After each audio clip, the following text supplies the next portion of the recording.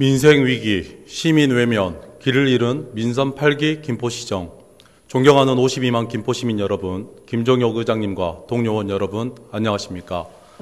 통진, 양촌, 대곳, 월곶, 하성 5개 읍면과 구례동을 지역구로 두고 있는 김포시의회 배강민 부의장입니다. 먼저 5분 발언의 기회를 주신 의장님과 동료원 여러분께 감사드립니다.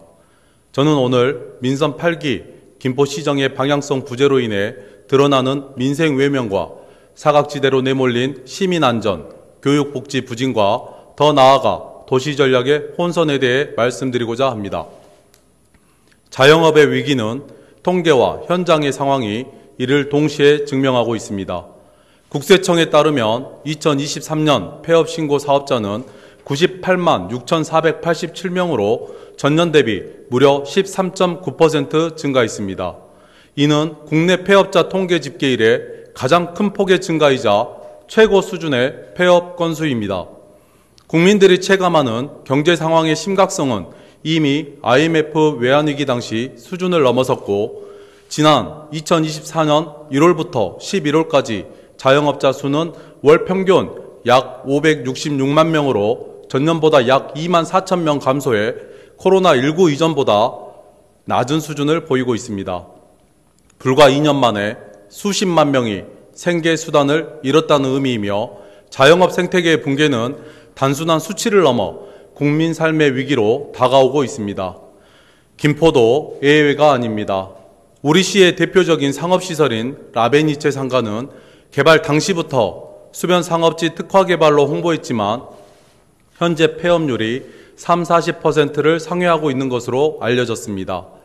대형 커뮤니티 기반 맘카페에는 라베니체는 죽은 상권이 됐다. 낮에도 오가는 사람 없이 텅 비어있다라는 자영업자와 시민들의 피 맺힌 호소가 이어지고 있습니다. 이렇듯 김포의 자영업 생태계는 급속히 무너지고 있지만 김포시는 이를 회복하기 위한 구조적 접근이나 정책적 대안 없이 시정 홍보 예산을 확대하는 데에만 주력하고 있습니다. 논란과 문제가 끊이지 않은 홍보기획관에 대해서는 제대로 된 감사조차 없이 반복적인 추경 편성을 통해 홍보 예산 확보에만 열을 올리고 있으며 자영업자 회복, 재창업 지원, 디지털 전환 같은 실질적 정책은 예산서 어디에서도 찾아보기 어렵습니다.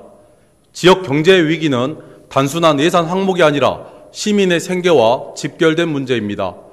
경제 위기는 오직 김포시만의 문제가 아니라고 발뺌하기엔 너무 무책임합니다.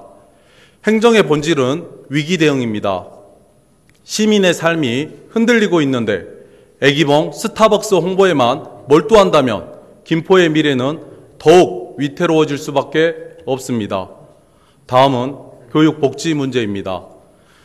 최근 국토교통부는 통학버스를 학교 단위에서 교육청 단위로 통합 운영할 수 있도록 제도를 개선했습니다.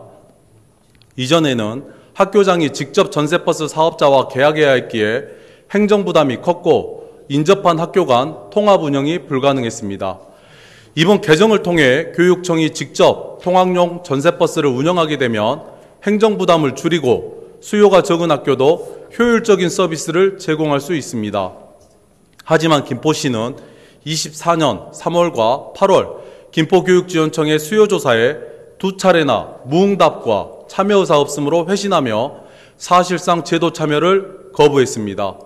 중공영제 미시행, 재정 여건을 이유로 들었지만 김포는 도내 평균 이상의 재정 자립도를 가진 도시입니다. 결국 문제는 예산이 아니라 의지입니다. 학생 안전 확보, 학부모 부담 완화, 행정 효율 증대를 위한 정책 도입이 절실한 상황입니다. 얼마 전 안타까운 소식이 전해졌습니다.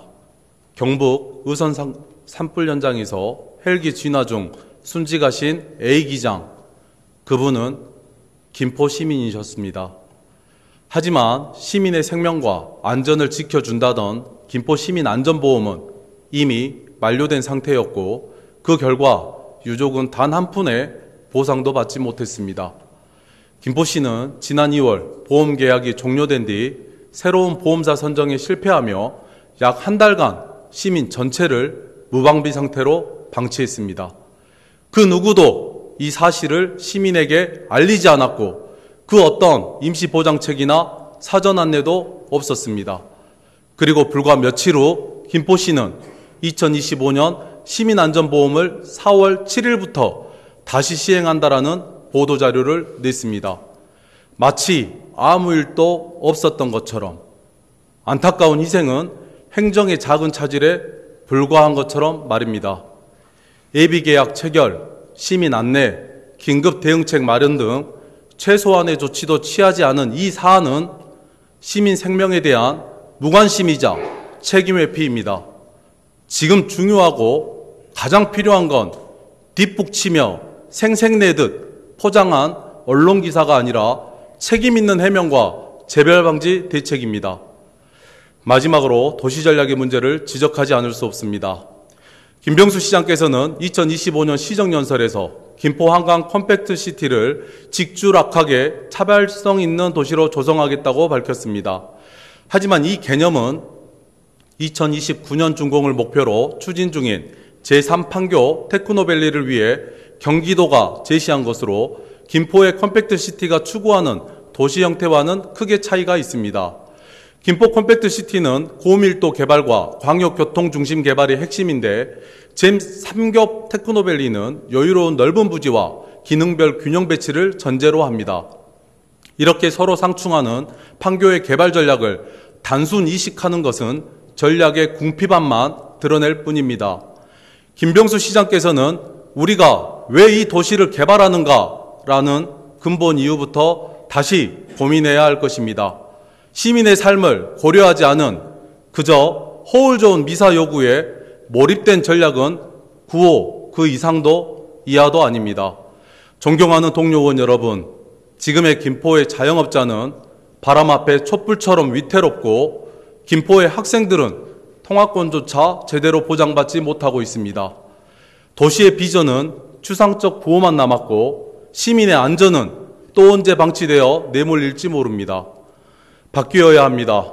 홍보가 아닌 실행, 구호가 아닌 결과가 시정의 중심이 되어야 합니다. 민선 8기가 이제 그 임기를 1년 2개월여를 남겨두고 있습니다. 늦어도 한참 늦었지만 그렇다고 주저앉아 손을 놓고 있을 수는 없습니다. 지금이라도 시정 방향을 재정비하고 시민의 삶을 진심으로 바라보는 정책을 펼쳐주시길 강력히 촉구합니다. 남은 임기만큼은 시민이 체감하며 공감할 수 있는 진짜 정책이 실행되길 바라며 발언을 마치겠습니다. 경청해 주신 동료 의원 여러분, 관계공무원 그리고 사랑하는 52만 김포시민 여러분 감사합니다.